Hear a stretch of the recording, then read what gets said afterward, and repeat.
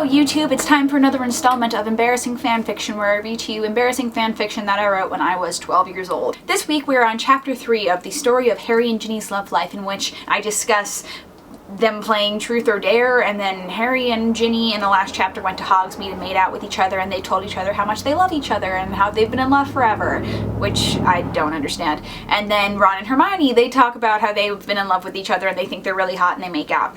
So that's what happened in the last 2 chapters. Now chapter 3, Ron's dream. This should be interesting. Ron went to sleep and he dreamt about Hermione.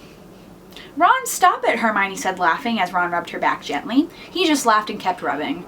Hermione started laughing uncontrollably and she pushed Ron onto the bed. She started tickling him and he started laughing as well. They collapsed onto the bed from the laughter explosion. They kissed and Hermione fell asleep. I feel like that starts out kind of sexual, but like I don't think it turns into that, because when I was 12 I didn't know how to write about that, but I always wrote about people making out with each other. Let's see what happens. Ron lay awake and tried to fall asleep, but every time he closed his eyes, Lavender Brown would appear saying, "Ron, Pookie, come here!" He always woke with a scream, but Hermione was always sleeping through it. Oh, he's asleep. He's still in his dream. He's asleep in his dream. Okay.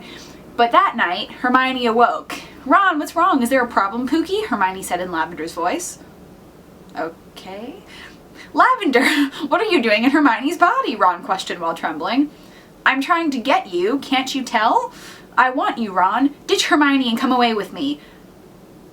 We'll go to Transylvania and meet the vampires. You'll become acquainted with my family," Lavender responded softly, trying to sound sexy. Okay, she's a vampire? I don't know why I wrote that.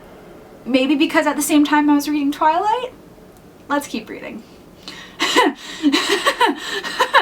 "You know, Lavender, you don't sound very sexy when you talk like that," Ron said bluntly. Wow. Wow, good job, 12-year-old Tori. "Gosh, I'm just trying to tell you I love you. Don't you understand that?" Lavender said through Hermione.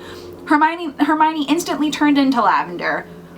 Okay, so now she, like in this dream, Hermione actually becomes Lavender. Okay, it's starting to make more sense. She walked around Ron and suddenly grabbed his left wrist and bit him.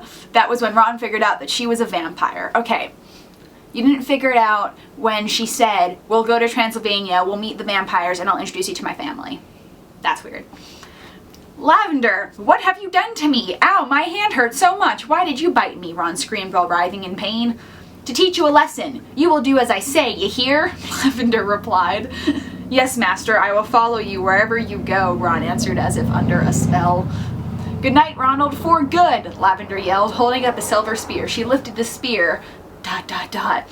"Ah!" Ron screamed as he woke from the nightmare. Harry woke up and put on his glasses. "Mate, what's wrong?" "Oh, just had a bad dream. Lavender was making out with me." "She wasn't, but okay."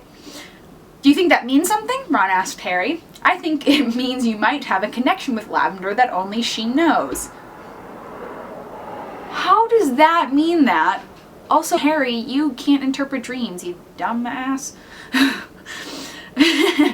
Harry responded as if he had memorized the line. Ron glared and went back to sleep. Harry just shrugged and said, "I wonder if this is happening to Hermione. ... And that's the end of that chapter. Thank you so much for watching. You can watch my latest video here, subscribe here, follow me on Tumblr, Twitter, and Instagram here in the description, DFTBA, and I will see you guys next time. Bye.